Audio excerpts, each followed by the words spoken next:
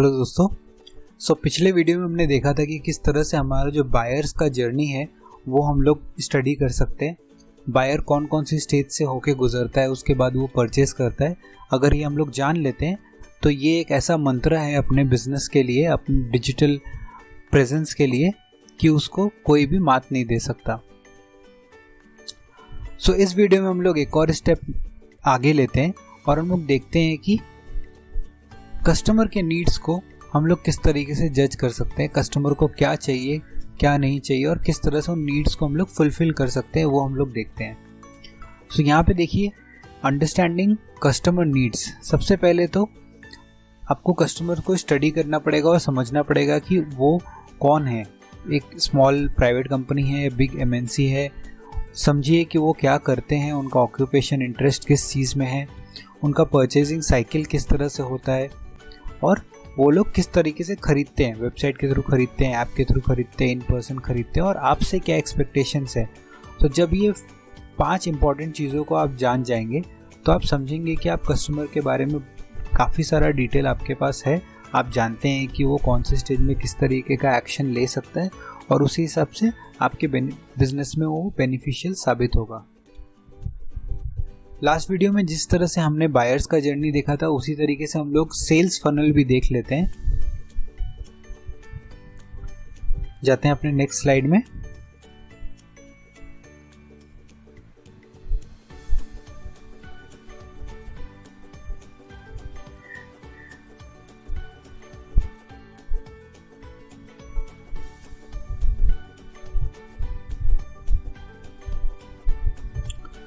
तो एग्जैक्टली जैसा मैंने आपको बायर्स के जर्नी में बताया था, उसी को हम लोग डिजिटली ब्रेक डाउन करके देखते हैं कि सेल्स फनल अगर आपका तैयार है तो आप किस तरीके से उनको इस फनल से मूव कर सकते हैं। तो सेल्स फनल बेसिकली एक बकेट जैसा शेप होता है जहाँ पे ऊपर वाइड होता है।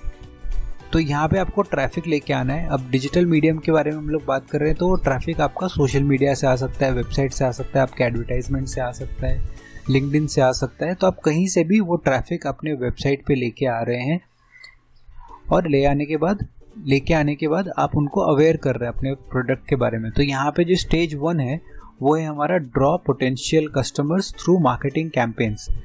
तो हम लोग उनको यहाँ पे लेके आ रहे हैं। फिर वो सारे लोग आगे मूव नहीं करते, कुछ लोगों को वो कंसिडर करते हैं, आपके प्रोडक्ट को, आपके प्रोडक्ट प्रोपोजिशन को कुछ लोग कंसिडर करते हैं और वो लोग स्टेज 2 में आ जाते हैं, जो है हमारा कंसिडरेशन, जहाँ पे हम लोगों का काम होता है कि हम लोग अपने लीड्स को एजुकेट करें। एजुकेट करने के बाद, ये देखिए हम लोग नए प्रोडक्ट्स के बारे में बात कर रहे हैं। एजुकेट करने के बाद हम लोगों का थर्ड स्टेज आता है, जो कि है इवैल्यूएशन।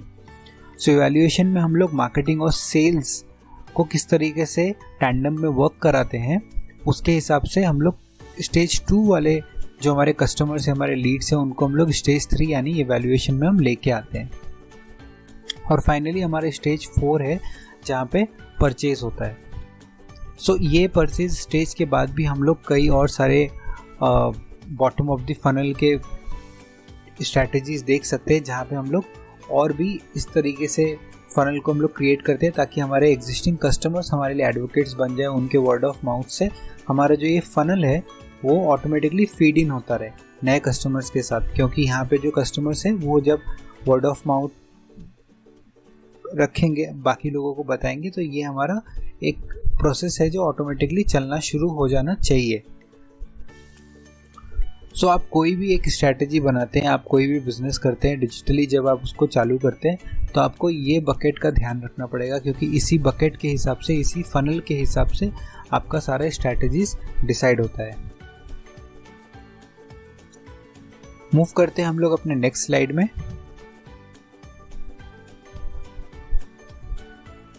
देखिए यहाँ पे मैंने मेंशन करके रखा है आइडा फनल। ठीक है, आइडा मॉडल क्या होता है? Awareness, interest, desire, action. तो हमने जो फनल लास्ट स्लाइड में बात किया, सेम वही प्रोसेस है, बट इसको और आप थोड़ा अच्छे से समझ पाएंगे कस्टमर किन किन प्रोसेस से, किन किन स्टेजेस से होके जाता है। सबसे पहले तो हम लोगों का ये स्ट्रैटेजी होता है कि हम लोग उसको अवेयर कर सके कि हमारा ये प्रोडक्ट है, आपके इस प्रॉब्लम का ये सॉल्यूशन दे सकता है। सेकेंड, जो भी हमने उनको अवेयर किया, उसके बाद हम लोग उनका इंटरेस्ट ग्रैब करते हैं। उनका हम लोग इंटरेस्ट ग्रैब करने के बाद उनको हमने पिच किया है ना एक सॉल्यूशन, तो यहाँ पे हम लोग उनका इंटरेस्ट ग्रैब करेंगे। और थर्ड है हमारा उनका डिज़ायर, कि उनको हम लोग सॉल्यूशन दिखा चुके हैं, अब वो लोग डिज़ायर कर रहे हैं और सिर्फ हम लोगों को उनको एंड पुश देना है, एंड में उनको एनकरेज करना है ताकि वो एक्शन ले सके। सो कस्टमर जर्नी के हिसाब से देखिए कई तरह के मार्केटिंग चैनल्स है जो आप यूज़ कर सकते हैं। जैसे डिस्प्ले एड्स के लिए अवेयरनेस क्रिएट करने के लिए आप डिस्प्ले एड्स यूज़ कर सकते हैं, सोशल मीडिया कर सकते हैं, मीडिया कवरेज, प्रेस रिलीज वगैरह कर सकते हैं, SEO SEM, इसके बारे में हम लोग और डिटेल में आगे चल के देखेंगे। बट ये सर्च इंजन ऑप्टिमाइजेशन है जिसमें हम लोग गूगल पे टॉप पे आने के लिए बहुत सारी स्ट्रैटेजीज अपनाते हैं और अपने वेबसाइट को और बेटर करने की कोशिश करते हैं। उसी तरीके से सर्च इंजन मार्केटिंग PPC यानी एडवर्टाइजमेंट इंस्टेंट सक्सेस के लिए। नेक्स्ट है हमारा वेबसाइट जहाँ पे हम लोग प्रमोशंस कर सकते हैं, कैंपेन्स रन कर सकते हैं, और फाइनली ईमेल मार्केटिंग। सो अगर आप देखेंगे तो अवेयरनेस क्रिएट करने के लिए आप मोस्ट ऑफ ऑल चैनल्स आप इसको यूज़ कर सकते हैं डिजिटल मार्केटिंग के। उसके बाद डिपेंडिंग अपॉन कौन से स्टेज में आप हैं, जैसे इंटरेस्ट, डिज़ायर, एक्शन, आप अलग अलग चीज़ों को रन कर सकते हैं। सो अपने बिजनेस के हिसाब से आप कोई ऐसे भी चैनल्स हो सकते हैं जिनको आप इन स्टेजेस में भी रन कर सके, जैसे डिस्प्ले कैंपेन्स, डिस्प्ले एड्स, ये सब आप एक्शन वाले स्टेज में भी कर सकते हैं, डिज़ायर वाले स्टेज में भी आप रन कर सकते हैं। तो डिपेंड करता है कि आपके बिजनेस के लिए क्या फिट बैठेगा। पर ये ज़रूर है कि आपको डिजिटल मार्केटिंग चैनल्स के बारे में पता होना चाहिए और आपको कस्टमर जर्नी के बारे में मालूम होना चाहिए ताकि आप ये चार्ट को खुद से लेआउट कर सकें। सो आपके लिए नेक्स्ट स्टेप ये है कि आप इस चार्ट को प्रिंट आउट करिए और अपने जो भी आपका फाइनल एंड गोल है, आपका मार्केटिंग ऑब्जेक्टिव है, उसके हिसाब से आप ये चार्ट को प्रिपेयर करिए कि आप कौन से स्टेज में क्या एक्शन ले सकते हैं। आगे जब हम लोग और इसको ड्रिप डाउन करेंगे तो आपको समझ में आएगा कि SEO क्या है, SEM क्या है और किस तरह से ये फिट बैठता है, कौन से स्टेज में किस में फिट बैठता है। तो अभी जब आप इन सब चीज़ों को स्टडी कर लेंगे और आप इसको समझ जाएंगे तो आपको एक पर्सोना बिल्ड करना पड़ेगा। पर्सोना बिल्ड करने का मतलब है कि आप बहुत सारे डिफरेंट टाइप्स के कस्टमर्स को आप इस जर्नी से गो थ्रू कराएंगे, राइट। लेकिन एक ऐसा पर्सोना होगा जो आपके मास ऑडियंस को रिप्रेजेंट करता है। इसका मतलब ये है कि अगर आपके 10,000 कस्टमर्स आज से 1 साल बाद होंगे तो उन सारे कस्टमर्स का एक ऐसा प्रोफाइल होगा, एक ऐसा यूनिक आइडेंटिटी होगा जो मोस्ट ऑफ ऑल आपके पूरे मास ऑडियंस को मैच कर सकेगा। सो हम लोग वो पर्सोना देख लेते हैं कि किस तरह से हम लोग स्टडी कर सकते हैं उस पर्सोना को। जाते हैं हम लोग अपने नेक्स्ट स्लाइड में।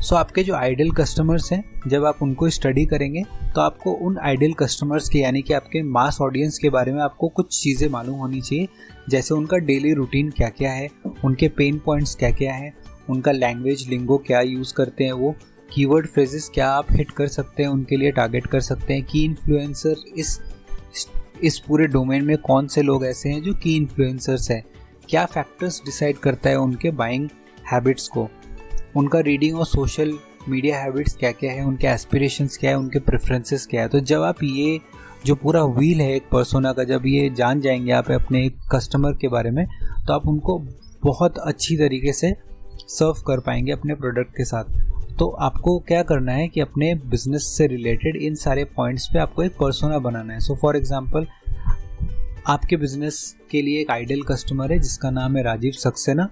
तो उसका डेली रूटीन क्या है, वो सुबह कब उठता है, किस टाइम पे वो ऑफिस जाता है, क्या क्या चीज़ें वो करता है, उसके पेन पॉइंट्स क्या क्या हैं, कौन से उस लैंग्वेज वो बात करते हैं। सो आप समझ गए, राइट। ये सारी चीज़ों को आपको गो थ्रू करना पड़ेगा अपने पर्सोना को लेके।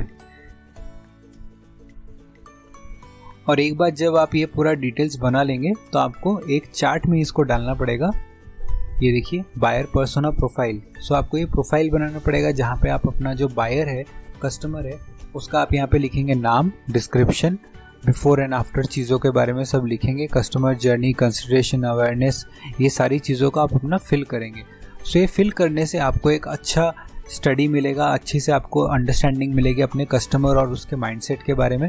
जब आप ये फिल कर लेंगे तो हम लोग इसको आगे चल के कोर्स में फेसबुक, गूगल, इन सब में एड्स रन करते समय, मार्केटिंग ऑटोमेशन प्लेटफॉर्म बनाते समय हम लोग वो सब में ये स्टडी आपका ये जो आप यहाँ पे बना रहे हैं पर्सोना, इसी के हिसाब से हम लोग बहुत सारे डिसीजंस लेंगे सो इसको भी आप प्रिंट करिए, प्रिंट करके अपने बिजनेस से रिलेटेड, अपने जॉब से रिलेटेड या जो भी चीज़ में आप ये पर्सोना मार्केटिंग ऑब्जेक्टिव आप सेट कर रहे हैं उसके हिसाब से आप ये अपने कस्टमर का पर्सोना बनाइए।